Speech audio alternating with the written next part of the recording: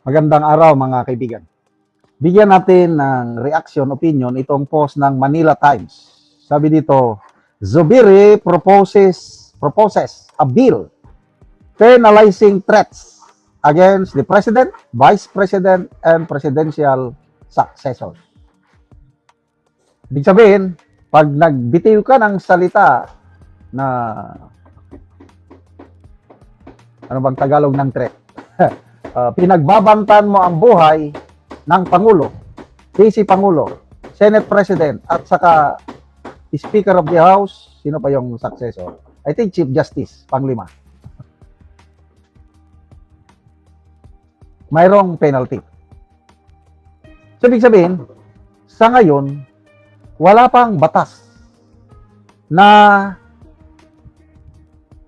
magbibigay parusa sa mga tao na magbitiw ng banta sa buhay ng mga presidential successor, president. So, ibig sabihin, walang nilabag ni BP Sara. Di ba ganun ang ibig sabihin nun? Kasi magpropose pa lang ng batas eh. Kaya, maganda itong pahayag na ito ni Senator Zubiri.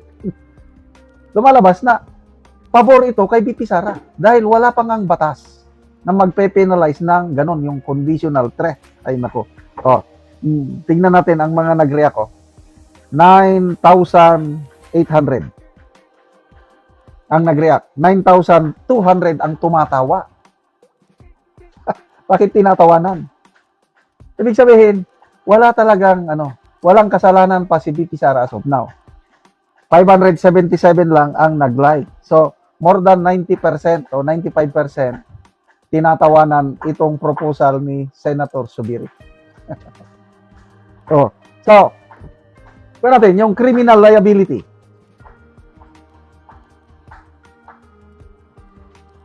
Kung seryoso, kung naniniwala sila sa pahayag ni BP Sara, ang tanong, ang Pangulo, dahil siya ang pinangalanan, bakit hindi siya nagsampa ng criminal liability against the Vice President?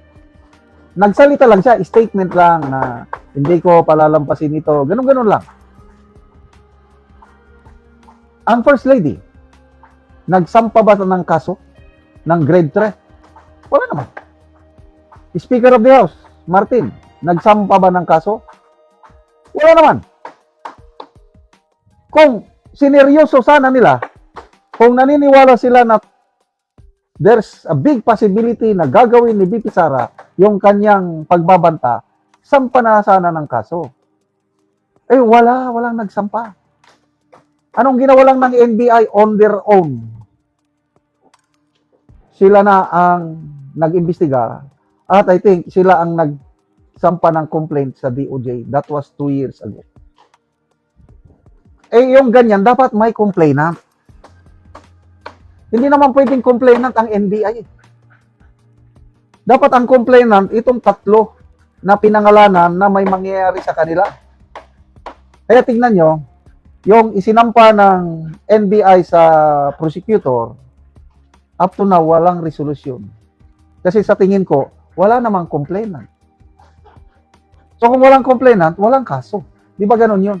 Kaya magaling yung pagtatanong ni Atty. Carlo Narbasa kahapon doon sa expert witness nila si Agent Kalilong. Tinanong, may sinampa bang kaso? I do not know. I do not know. I do not know. Puros I do not know. So dahil walang complainant, walang kaso. So ngayon, Senator Jans nagsabi na kailangan natin ng batas para maparusahan ang mga magbitiw ng pagbabanta sa buhay. O diligtas si BP Sara. Wala pa siyang pananagutan dahil wala pang batas. Tingnan natin ang mga reaksyon. Bisdak OFW, conditional threat against a threat is still not a crime. Kahit anong batas pa yan gawin mo, against democracy yan. Ipapatay kita kapag pinatay mo ako. Patay na ako bago kita papatayin. So paano kakakasuhan ngayon na patay ka na? Diyos ko po. As simple as that. Grego Nuega, so this is an admission that there is no existing criminal liability when threatening the Philippine President. Kiko Pablo, therefore, no criminal liability. Di ba? Lloyd Kitchen, which means there's no penalty yet. Mm. Carl Paron, ha ha ha, there's no existing law yet. Kaya nga, yung bunganga ni Senator Subiri, nabisto tuloy na wala talagang krimen. Kaya ito, nakatulong sa kaso ni BP Sara. Sa public opinion lang ito ha. Sa mga senator judges, bahala sila. Kaya lang, ang labanan ngayon is public opinion. Agree ako sa sinasabi ni Mr. Lito Banayo na itong ginagawa ng prosecution yan is just to destroy the credibility of BP Sara. Yung opening statement ni Luis Tro noong day 1, para siyang tula daw na ang kanyang target audience hindi yung mga senator judges, kundi yung mga tao all over the world, mga Pilipino na nakatutok sa impeachment trial. They are trying to destroy the credibility of BP Sara. So ngayon, sa pagsasalita ni Senator Judge Subiri, lumalabas na wala pang criminal liability si BP Sara dahil wala pa siyang batas na nilaban. Kaya salamat po, Senator Subiri. Salamat mga kaibigan sa inyong pagsubaybay sa channel nito.